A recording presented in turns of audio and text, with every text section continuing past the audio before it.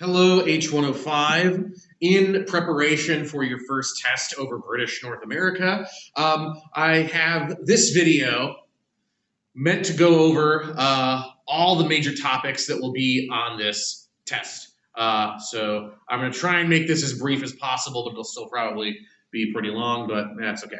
So first topic to look at is the motives for colonization of British North America. I've divided this into economic, social, and political motives. Economically, the main motive for colonization really was the high unemployment in England. And specifically, it was high unemployment stemming simply from the fact that there just were not enough jobs to go around in England. By the turn of the 17th century, the English economy had begun to transition and restructure itself. And furthermore, the population had steadily grown reliably for a lengthy period of time, to the point where, again, there just simply were not enough jobs to go around, despite anti-unemployment measures like vagrancy laws. So many thinkers and political theorists at the time, like Richard Hakluyt, saw the New World as a prime opportunity to address this high unemployment, basically viewing these potential colonies as job creators, where the unemployed could go or be sent to perform useful tasks for the good of the country as a whole. This would fundamentally benefit the country by expanding its economic activity and its trade and giving it greater political positioning. But also, this would help alleviate the unemployment issue. Other strong motives for colonization were the natural resources that England would gain access to if it colonized in North America. And as we've seen through our look at the development of the history of British North America, we can see that, yes, there were a lot of natural resources to be had. The most important being tobacco and rice in the South, fish and lumber in New England, and flour and grain in the middle colonies. For the average person, their main economic motive was this notion of economic opportunity that was provided by the New World, mostly in the form of cheap land. England at the time was labor rich but land poor, meaning that most of the land in England was already owned, and any land that was for sale was going to be really expensive and putting it out of the reach of most people. But if you were already middle class or had some money saved up in England, then if you were willing to migrate to the New World, you'd be able to afford to buy a pretty decent plot of land for yourself in North America, which had the opposite problem of England. The colonies were land rich and labor poor. So again, land was plentiful and cheap, and the issue was having enough workers to work it, which the colonists came up with several solutions to try and address that problem. Moving on to social motives, the main social motive concerned religious freedom. For various denominations migrated to the New World seeking religious freedom or religious tolerance. Probably the most well-known group seeking religious freedom were the Puritans who settled in New England, trying to get away from the religious persecution they suffered back in England, and also distance themselves from what they saw as the sinful and corrupt practices of the Church of England and the Dutch states as well. But additional examples of colonists seeking religious freedom, the colony of Maryland was established by Lord Baltimore, originally intended as a safe haven for Catholics who again were being discriminated against and persecuted in Protestant England. Although Catholics still made up a small minority of the population of Maryland, Maryland was still founded with the intent of being a Catholic colony, and still did offer Catholics a degree of religious freedom that they would not have back in England. Just general religious tolerance was found in the middle colonies for a couple reasons. In the case of New York, New York generally offered widespread general religious tolerance because of its legacy as a Dutch colony, originally being the colony of New Amsterdam before being conquered by the English and given over to the Duke of York, hence why it's New York. But anyway, the Dutch at the time, and historically, the Dutch have generally been pretty tolerant of different religions and different cultures. So Dutch policy of New Amsterdam established religious tolerance, and it became so entrenched, and it had attracted such a diverse base of settlers that when New Amsterdam became New York, it would have just been impractical to reverse that policy. If you look at Pennsylvania, Pennsylvania offered colonists religious tolerance and freedom of religion because of its Quaker heritage. The leaders of the colony were Quakers, and Quaker ideology generally promoted tolerance. So that influenced colonial policy by encouraging religious tolerance. In general, the social motive for colonization of the New World, it allowed colonists freedom from English cultural constraints. Moving on to political motives, the main political motive for colonizing the New World was, at least for the English, was to counter the Spanish and French colonization that was going on before and during the English colonization. Notably, at the time you had the Spanish down in Florida and New Spain, which was in the present New Spain in the present day southern United States and Mexico, or southwestern United States and Mexico. And you had the French up in New France in present day Canada, and the Ohio River Valley, which included Indiana. Indiana was originally a French colony, although there really wasn't a whole lot of French settlement going on. And that marked the major difference between the way the English viewed their colonies and the way the Spanish and the French viewed theirs. Politically, while countering the Spanish and the French presence in the New World, the English presence in North America would also help them maintain and strengthen the economic system of mercantilism, which relied on the creation of reliable trade networks that would enable countries to boost their exports without having to be reliant on imports from competitors. Colonies were really important under mercantilism because they created additional markets for the colonizers to export their goods to. But they also provided colonizers with access to natural resources they would not otherwise have without having to import them from competitors. So colonies were like a win-win for colonizers, increasing exports without increasing imports.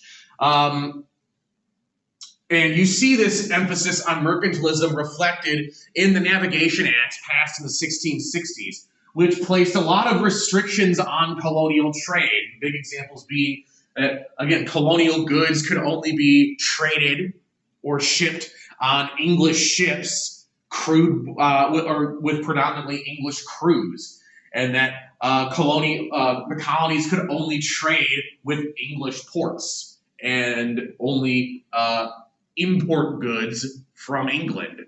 So the Navigation Acts really reflect the emphasis on maintaining mercantilism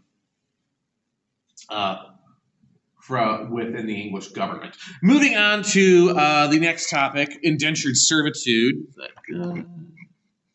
Okay. So indentured servitude was the first solution to the labor shortage in the colonies. Hopefully this is review, but generally the gist behind indentured servitude, it was a way to allow the poor to migrate to the colonies. And the way it worked was a person who would otherwise not be able to afford transport to the colonies would basically create an indenture where generally a ship's captain or a shipping company would pay for this person's transport to the New World. And in exchange, this person would have an indenture of generally between 4 to 7 years where they would work for this person, for this captain or this shipping company. Upon arrival in the New World, the captain or the shipping company would sell that indenture to somebody in the New World who was looking for work. Most often than not, a planter or a farmer looking for farmhands, but again, it could be anybody willing to buy an indenture. And then this indentured servant would again work for that person in the New World for a period of usually between 4 to 7 years. And upon the completion of their indenture, they would be given freedom dues, which consisted generally of a suit of clothes, some seed crops to help get them started, and most importantly, land. So the gist of this the institution of indentured servitude, in theory, it provided opportunity for the poor by allowing them to migrate to the New World when they otherwise would be unable to afford to do so, and by giving them the opportunity to get land in the Americas if they were able to complete their indenture. And then, conversely, this system provided a reliable source of cheap labor for planters. The cost of buying an indenture, or the cost of basically paying for the transport of an indentured servant, would be covered in roughly 1 year of work. So once that 1 year was through, the planter, or the person who had bought the indenture, would have between 3 to 6 years, generally, of free labor that would more than cover the cost or the investment in buying the indenture in the first place. There were a number of risks initially, the way I would describe the initial period of the colonies was one of high risk, high reward. If you were an indentured servant during the early colonial period, there was a fairly substantial chance that you would not survive your indenture, that you would die before you were free. However, if you did survive your indenture, more than likely, you would be given a decent plot of pretty good land. So, and we see this reflected in the George Alsop source. If you make it through your indenture, then you got a pretty solid opportunity and a solid footing to make a go of it for yourself in the New World. Now, conversely, as the colonial period went on, and as land began to run out, and as indentured servants were more and more likely to survive their indentures, the opportunity provided to an indentured servant through this institution drastically diminished, which I'll talk about in a little bit. Notably, indentured servitude reinforced plantation agriculture and planter control of Southern society. Tobacco, as I kind of mentioned in the motive section, tobacco was a highly profitable cash crop, but it was also a very labor-intensive cash crop. So the only way to grow enough, or rather, in order to grow enough tobacco to make it worthwhile and support large-scale plantation agriculture, was to have a reliable supply of cheap labor. Indentured servants provided that labor, which allowed plantation agriculture to take hold and take root in the South and ultimately form the economic bedrock of the Southern colonies. Since indentured servants made plantation agriculture so profitable, because again, since they had all this cheap labor, they were able to grow massive quantities of tobacco. This gave the planters, it allowed the planters to entrench themselves as the colonial elite in the South. Planters dominated the colonial legislatures and dominated the government there.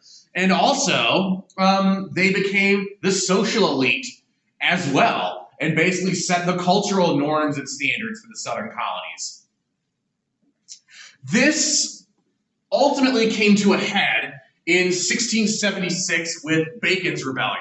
So just as a review, Bacon's Rebellion was a revolt of poor whites, either poor white farmers or landless former indentured servants in Western Virginia against the planter-controlled colonial government, called Bacon's Rebellion because it was led by Nathaniel Bacon. And this tension, this antagonism between the planters and the poor whites was sparked by a land shortage and planter indifference to Indian attacks. So as I had mentioned earlier, as time went on and land began to run out and indentured servants were more likely to survive their indentures, the opportunities for them drastically dwindled. The land they were more likely to be given, if at all, would be smaller plots, less fertile, less high-quality land, and frequently land that jutted into Indian territory, which would put them at risk of Native American attacks for basically infringing upon their territory.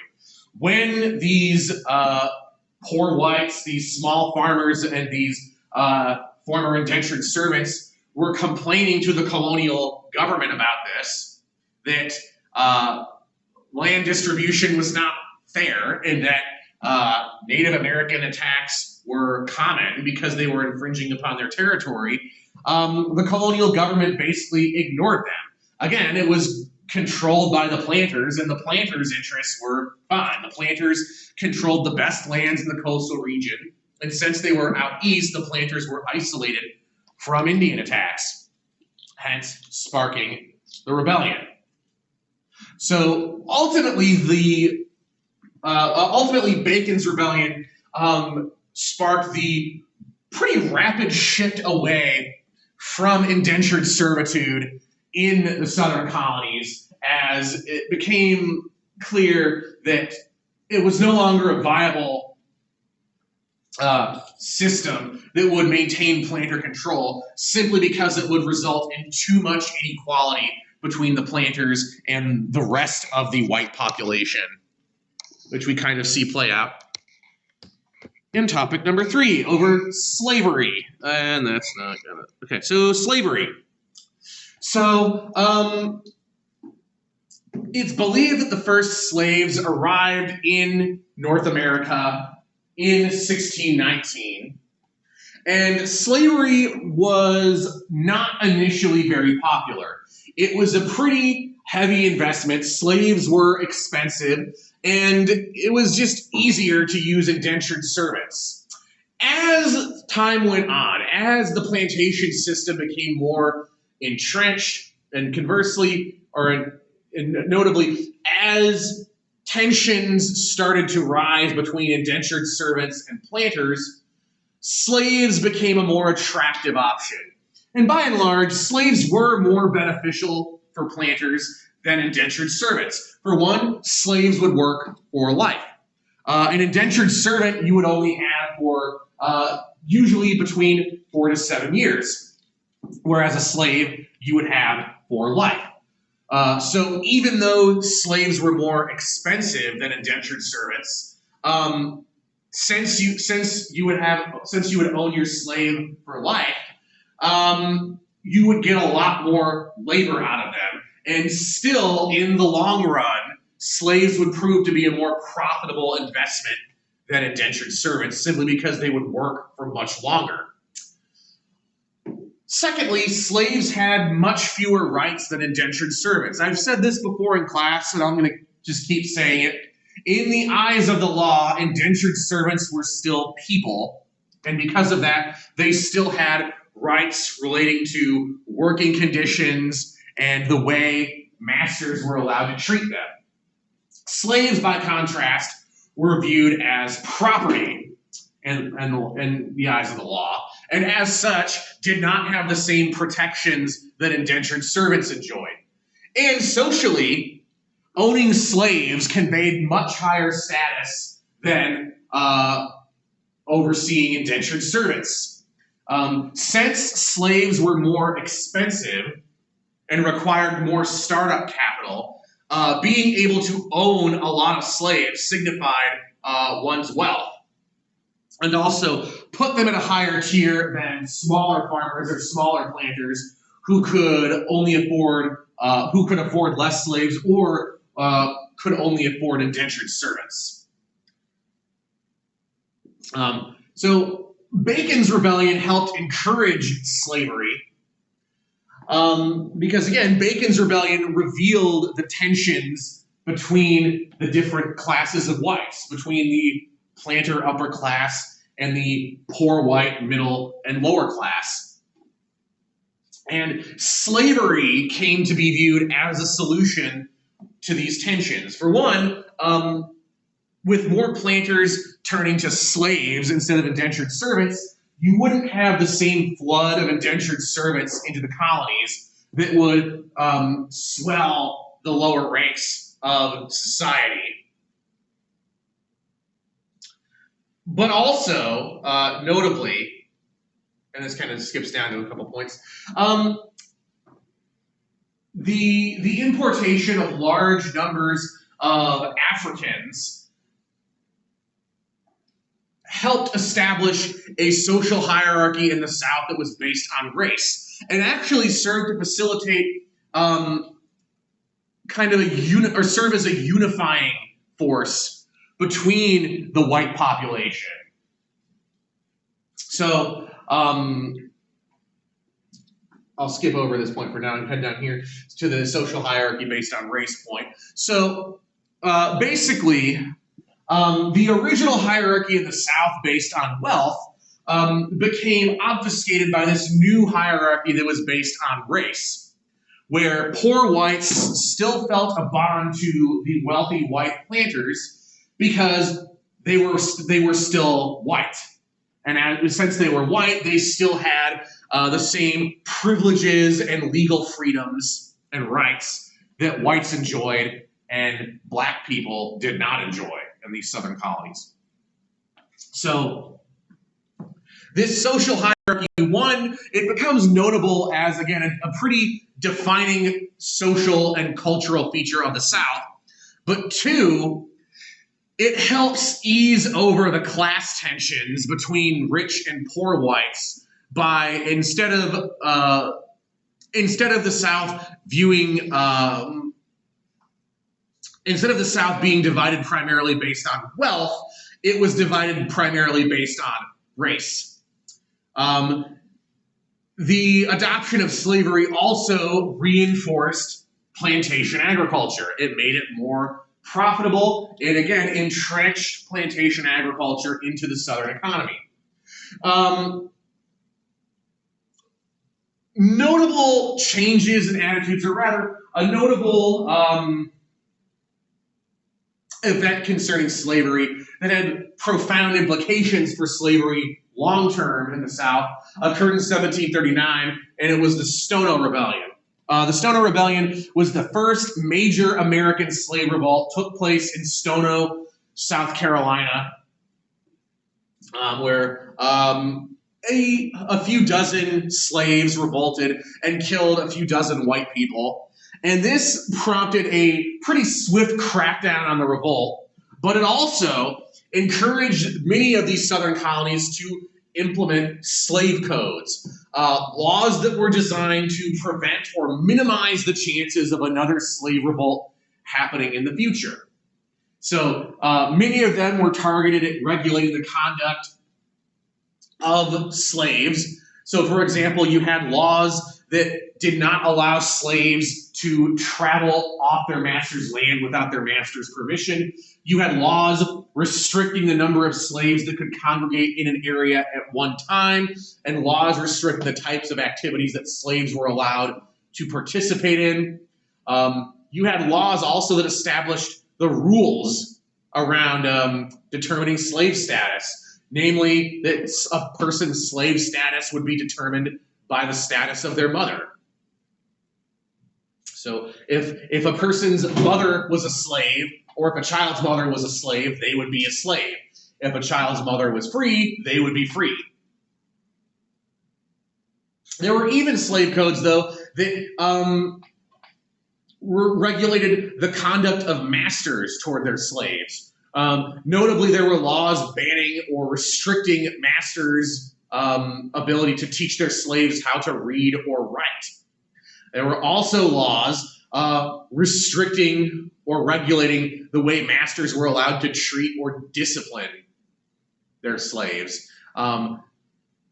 The intention being to restrict overly cruel and harsh practices by masters to minimize slave discontent and hopefully prevent another slave revolt from happening.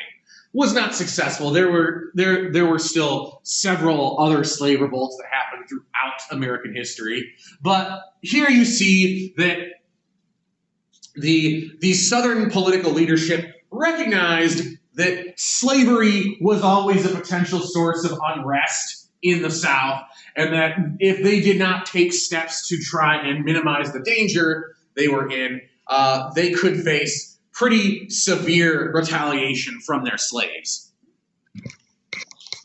Moving on to topic 4, Puritanism, or the impact of Puritanism on New England. Probably the most important thing to note is that New England life in the early colonial period revolved around church membership. Church membership was required for political activity. So notably, in order to vote, one had to be a member of the church. In order to participate in government, so in order to hold government office or even just speak during town meetings, one had to be a member of the church. And also notable, church membership dictated social structure as well. The initial colonial elite in New England were what we would refer to as visible saints, or rather, those members of society who were living relatively moral and sin-free lives in the eyes of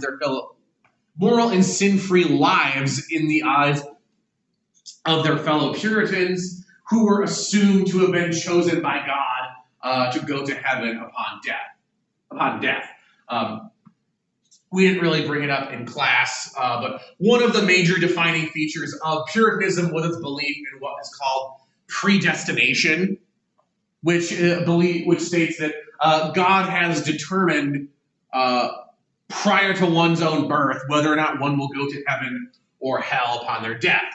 And the Puritans believed that by being able to successfully live a moral and sin-free life, by being what they called a visible saint, that marked one as being determined by God or chosen by God to be saved and sent to heaven upon death.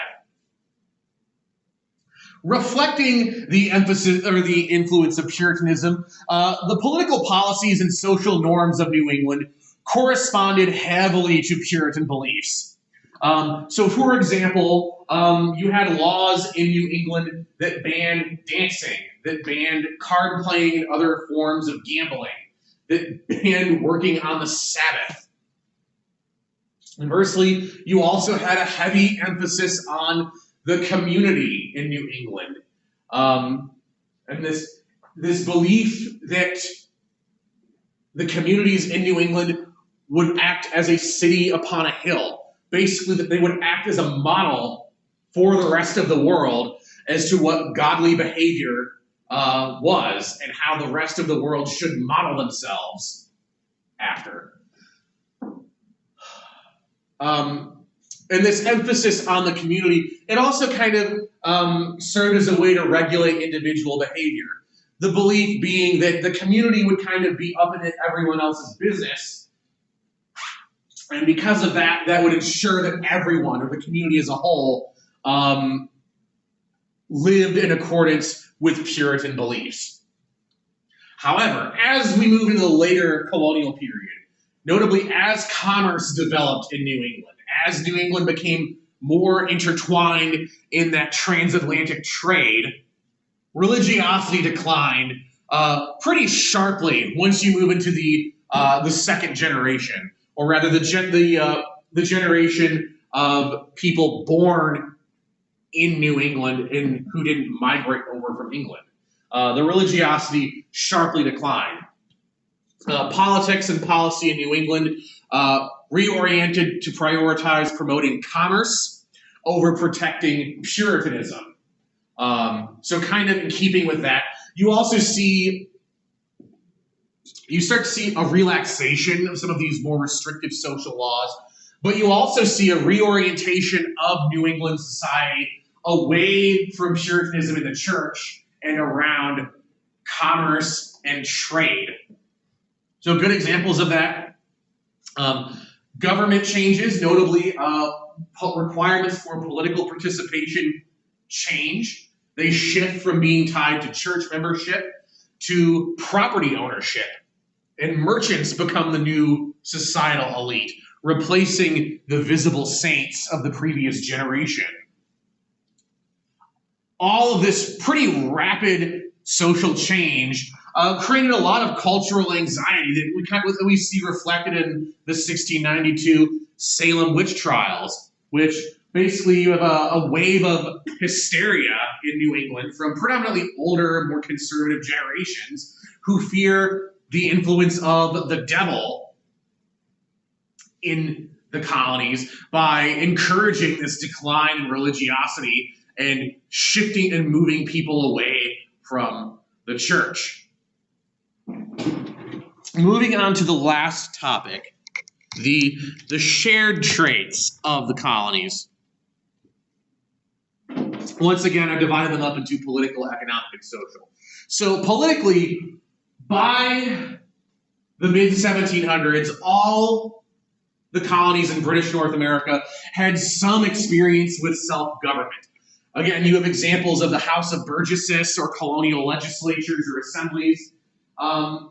You've also got town meetings in New England, and especially once we move into the 1700s, the early 1700s, we have the period of what's referred to as salutary neglect, where even though the colonies by that point were directly owned and controlled by the British government, the colonists were by and large able to make their own laws and determine and regulate their own affairs, simply because the British government did not take an active interest in regulating colonial affairs. Again, things were pretty stable in the colonies.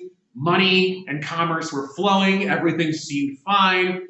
And it was just really inconvenient and difficult from a logistics standpoint for the British government to take such a drastic role in colonial affairs.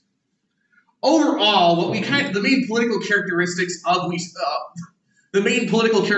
that we see in British North America is that Britain's colonies were more democratic and egalitarian than Europe, meaning that the average citizen generally had more influence over the policies dictating their lives than they did back in Europe, and the colonies lacked the formal social classes that Europe did.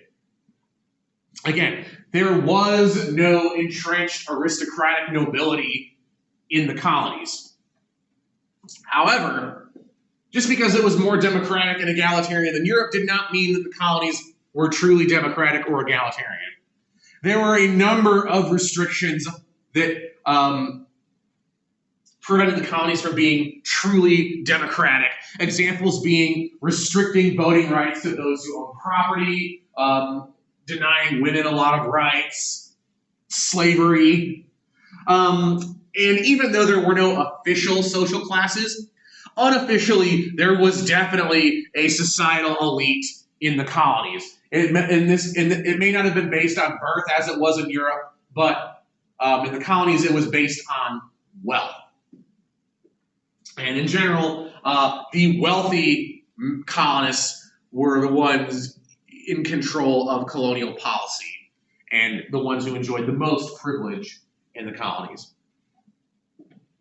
Economically, the defining shared trait of the colonies was that of mercantilism and their involvement and intertwinement in transatlantic commerce or triangular trade.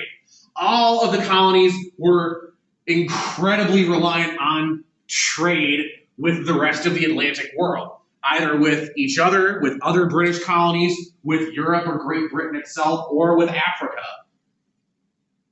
In general, the colonists relied on their agricultural exports as their livelihood. Although these exports had varying locations and served varying purposes, the most important export being tobacco. But because of the high value of these agricultural exports of the colonies, and because of the flourishing transatlantic trade going on between Great Britain, Africa, and the West Indies, and British North America, the colonists were able to enjoy a pretty high standard of living, to the point where the average colonist had a higher standard of living than the average person back in Europe. When we say the colonists had a high standard of living, what that means is that there was widespread access to and availability of consumer and luxury goods from Europe. So the trade had developed enough to the point where Britain was reliably exporting sizable numbers of consumer and luxury goods to the New World. And also, the average colonist had the disposable income necessary to buy these goods and were at relatively cheap prices. So again, economically, pretty high standard of living and flourishing trade dependent on agricultural exports. Socially, or the main shared social traits reflected this high standard of living and the centrality of trade in colonial life. The main focus culturally in the colonies by the mid 1700s was an emphasis on economic activity and leisure. So basically, the colonists were concerned with making money, spending money on or buying things, and overall engaging in leisure activities. So this emphasis on economic activity and leisure reflected the foundations of consumerism. This emphasis on buying things, and notably buying things you don't need, but buying things that you want. Buying things that are just nice to have. But right from the colonial period, we see that consumerism, or at least the foundations of consumerism, have remained a pretty significant part of American culture as the United States has developed. We also see, kind of in conjunction with the rise of consumerism, a decline in religiosity. By and large, the colonies were becoming less religious in the early 18th century. We see the Great Awakening in the 1730s and the 1740s as a reaction to this religious decline. And even though it didn't necessarily reverse it, it did set the stage for later religious revivals that would be more successful. And it also reflected the way that colonial religion was kind of changing in accordance with the democratic and egalitarian attributes of colonial politics. Namely, colonial religions and churches were they were placing less emphasis on the institution of the church. The Great Awakening was notably non-denominational. It didn't really occur inside the bounds of formal churches. It was informal. Ministers were not members of a clerical elite or a clerical hierarchy. They were instead just ministers who were seeking to awaken colonists to what they saw as the dangers of moving away from religion. In contrast to the Great Awakening influencing colonial culture, you also have the Enlightenment influencing colonial culture in the opposite direction. So as I mentioned before, the Enlightenment was a philosophical movement that began in Europe in the 1600s, but by the early 1700s, Enlightenment ideology had migrated across the Atlantic and was permeating the colonial elite to the point where Enlightenment beliefs were shaping the political and religious views of colonial elites. Religiously, this is why you see a lot of colonial elites like Benjamin Franklin and Thomas Jefferson adopt deism as their religion, which again is a belief in a non-interventionist God.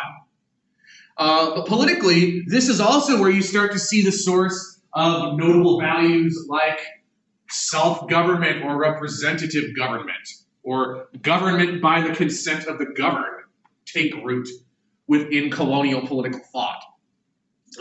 Other important things being natural rights theory, the belief that people have certain inalienable human rights, and that these rights are independent from a government.